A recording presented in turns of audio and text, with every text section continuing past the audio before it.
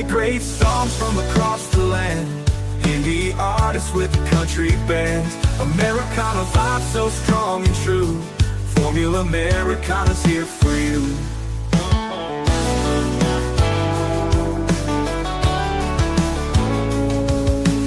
Dusty roads and city streets, every song a gem you can't beat.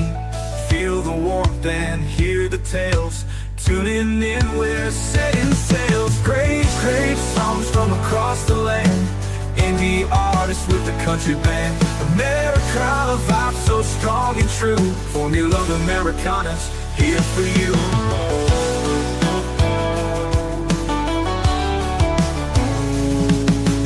Dusty roads and city streets, every song a gem you can't beat. Feel the warmth and hear the tales. Tuning in, we're setting sails. Great songs from across the land. Indie artists with a country band. Americana vibe so strong and true. Formula Americana's here for you. 16 on Emmachev waves. Indie voices, what your heart craves. Saddle up and ride along. Tuesday anthem, soulful strong.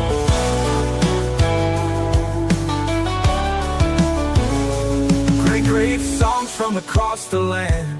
Indie artists with a country band. Americana vibe so strong and true. Formula Americana's here for you. Great songs from across the land. Indie artists with a country band. Americana vibe so strong and true. Formula Americana's here for you.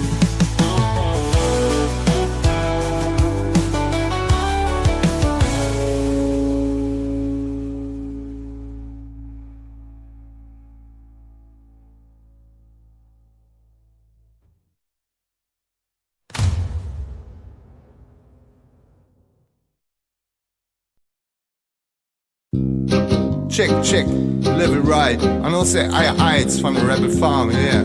I know say one love, one aim, one destiny. Hiya, and them say more. And every passage them a shout out more. And the dance floor and them a ball out more. And the dance floor and them a wanting more. More. And every massive them a shout out more. And the dance floor and them a ball it out more. And every massive them a shout loud more. And me say, I give them bass, me say, more drum.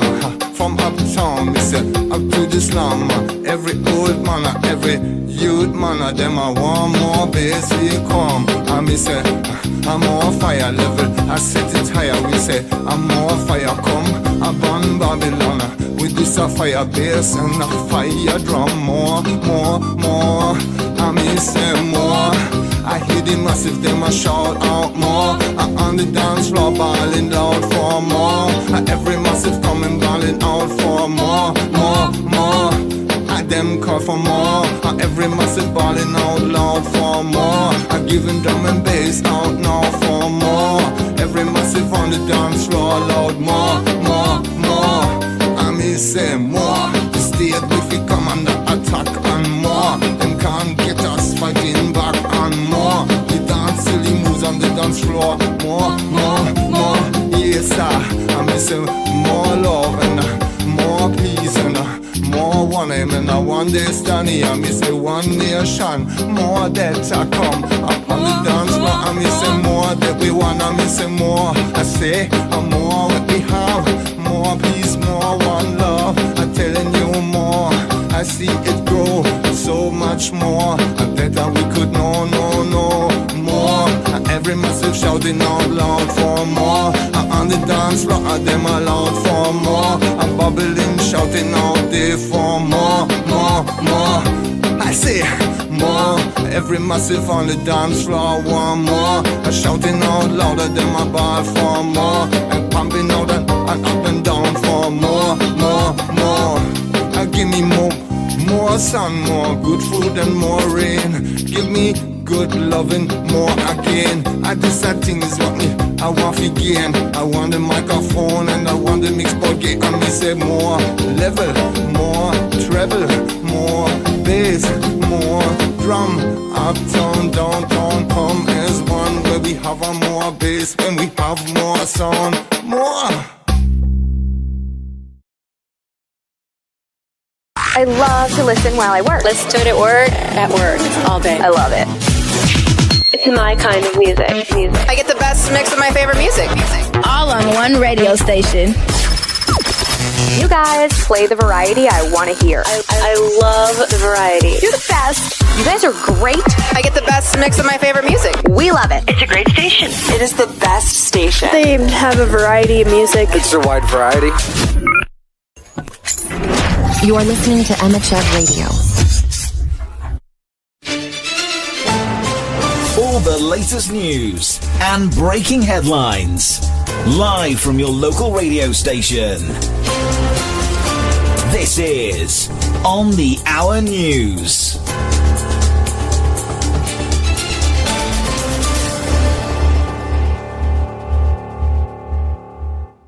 So some news about Prince Harry today. Seems donors weren't too happy with his move to the U.S. His charity, Centabali, apparently saw a drop in funding after he left the U.K.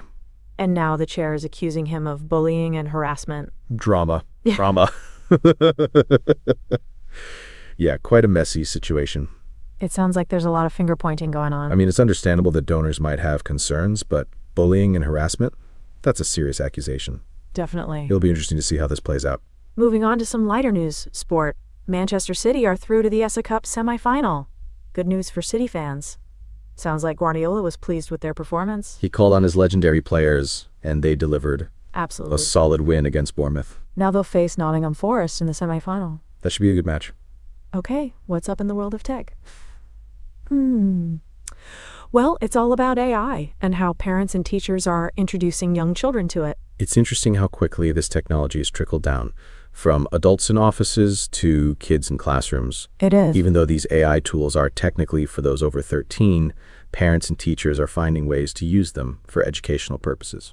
Preparing these young minds for a future heavily influenced by AI. Exactly. It's a whole new world out there, and it's important for kids to be prepared.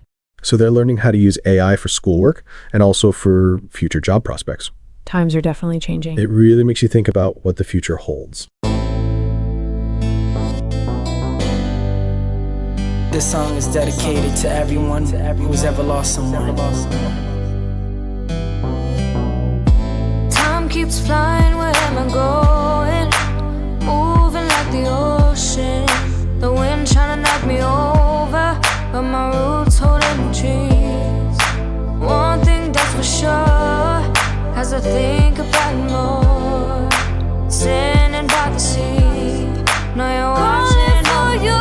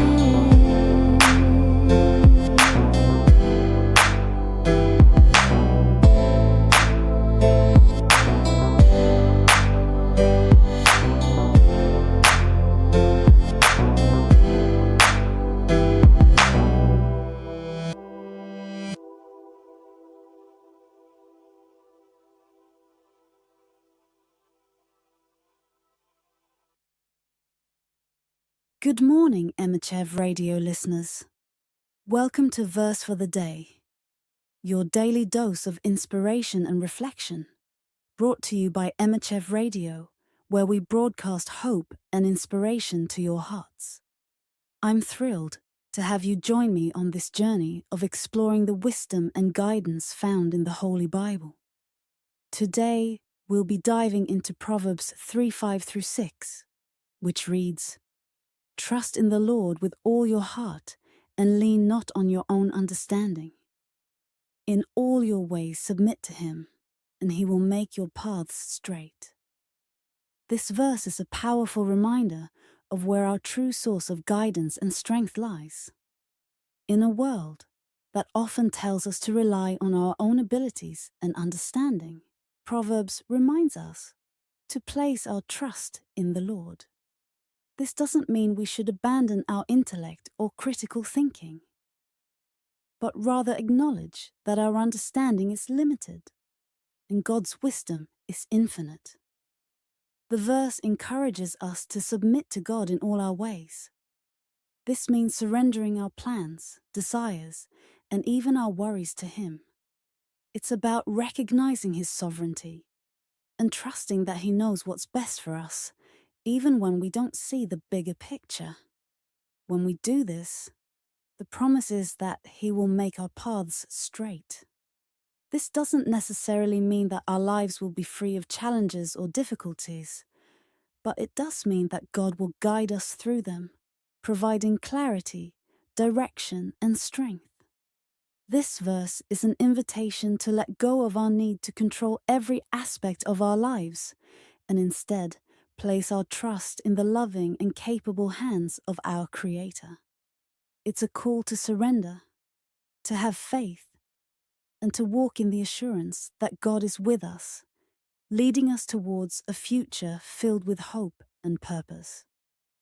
That's our verse for the day on Emmachev Radio. Thank you for joining me on this journey of faith and reflection. Remember, dear listeners, to trust in the Lord with all your heart, and He will indeed make your paths straight. Stay tuned for more inspiring content coming your way on Emmachev Radio, where we broadcast hope and inspiration to your hearts. Have a blessed day. Folk Tales of Bengal by Reverend Lal Bahari Day. The Origin of Rubies. There was a certain king who died leaving 4 sons behind him with his queen. The queen was passionately fond of the youngest of the princes. She gave him the best robes, the best horses, the best food, and the best furniture. The other 3 princes became exceedingly jealous of their youngest brother, and, conspiring against him and their mother, made them live in a separate house and took possession of the estate. Owing to overindulgence, the youngest prince had become very willful. He never listened to anyone, not even to his mother, but had his own way in everything. One day he went with his mother to bathe in the river. A large boat was riding there at anchor. None of the boatmen were in it. The prince went into the boat and told his mother to come into it. His mother besought him to get down from the boat, as it did not belong to him. But the prince said, "No, mother, I am not coming down. I mean to go on a voyage, and if you wish to come with me, then delay not, but come up at once, or I shall be off in a trice." The queen besought the prince to do no such thing, but to come down instantly. But the prince gave no heed to what she said, and began to take up the anchor. The queen went up into the boat in great haste, and the moment she was on board, the boat started, and falling into the current passed on swiftly like an arrow. The boat went on and on till it reached the sea. After it had gone many furlongs into the open sea, the boat came near a whirlpool where the prince saw a great many rubies of monstrous size floating on the waters. Such large rubies no one had ever seen, each being in value equal to the wealth of 7 kings. The prince caught hold of 6 of those rubies and put them on board. His mother said, "Darling, don't take up those red balls." They must belong to somebody who has been shipwrecked, and we may be taken up as thieves."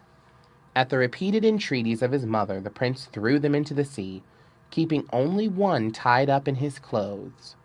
The boat then drifted toward the coast, and the queen and the prince arrived at a certain port where they landed. The port where they landed was not a small place. It was a large city, the capital of a great king. Not far from the palace, the queen and her son hired a hut where they lived. As the prince was yet a boy, he was fond of playing at marbles. When the children of the king came out to play on a lawn before the palace, our young prince joined them. He had no marbles, but he played with the ruby which he had in his possession. The ruby was so hard that it broke every taw against which it struck. The daughter of the king, who used to watch the games from a balcony of the palace, was astonished to see a brilliant red ball in the hand of the strange lad, and wanted to take possession of it. She told her father that a boy of the street had an uncommonly bright stone in his possession, which she must have, or else she would starve herself to death. The king ordered his servants to bring to him the lad with that precious stone. When the boy was brought, the king wondered at the largeness and brilliancy of the ruby. He had never seen anything like it. He doubted whether any king of any country in the world possessed so great a treasure. He asked the lad where he had got it. The lad replied that he had got it from the sea. The king offered 1,000 rupees for the ruby, and the lad, not knowing its value, readily parted with it for that sum. He went with the money to his mother, who was not a little frightened, thinking that her son had stolen the money from some rich man's house. She became quiet, however, on being assured that the money was given to him by the king in exchange for the red ball which he had picked up in the sea. The king's daughter, on getting the ruby, put it in her hair, and standing before her pet parrot, said to the bird, "Oh, my darling parrot, don't I look very beautiful with this ruby in my hair?" The parrot replied, "Beautiful? You look quite hideous with it. What princess ever puts only one ruby in her hair? It would be somewhat feasible if you had two at least." Stung with shame at the reproach cast in her teeth by the parrot, the princess went into the grief chamber of the palace and would never eat nor drink. The king was not a little concerned when he heard that his daughter had gone into the grief chamber. He went to her and asked her the cause of her grief. The princess told the king what her pet parrot had said, and added, "Father, if you do not procure for me another ruby like this, I'll put an end to my life by mine own hands." The king was overwhelmed with grief. Where was he to get another ruby like it? He doubted whether another like it could be found in the whole world. He ordered the lad who had sold the ruby to be brought into his presence. "Have you, young man," asked the king, "another ruby like the one you sold me?" The lad replied, "No, I have not got one." "Why? Do you want another?" "I can give you lots if you wish to have them. They are to be found in a whirlpool in the sea, far, far away. I can go and fetch some for you." Amazed at the lad's reply, the king offered rich rewards for procuring only another ruby of the same sort. The lad went home and said to his mother that he must go to the sea again to fetch some rubies for the king. The woman was quite frightened at the idea and begged him not to go, but the lad was resolved on going, and nothing could prevent him from carrying out his purpose. He accordingly went alone on board that same vessel which had brought him and his mother, and set sail. He reached the whirlpool, from near which he had formerly picked up the rubies. This time, however, he determined to go to the exact spot whence the rubies were coming out. He went to the center of the whirlpool, where he saw a gap reaching to the bottom of the ocean. He dived into it, leaving his boat to wheel round the whirlpool. When he reached the bottom of the ocean, he saw there a beautiful place. He went inside. In the central room of the palace there was the god Siva, with his eyes closed, and absorbed apparently in intense meditation. A few feet above Siva's head was a platform, on which lay a young lady of exquisite beauty. The prince went to the platform and saw that the head of the lady was separated from her body. Horrified at the sight, he did not know what to make of it. He saw a stream of blood trickling from the severed head, falling upon the matted head of Siva and running into the ocean in the form of rubies. After a little, 2 small rods, one of silver and one of gold, which were lying near the head of the lady, attracted his eyes. As he took up the rods in his hands, the golden rod accidentally fell upon the head, on which the head immediately joined itself to the body, and the lady got up. Astonished at the sight of a human being, the lady asked the prince who he was and how he had got there. After hearing the story of the prince's adventure, the lady said, "Unhappy young man, depart instantly.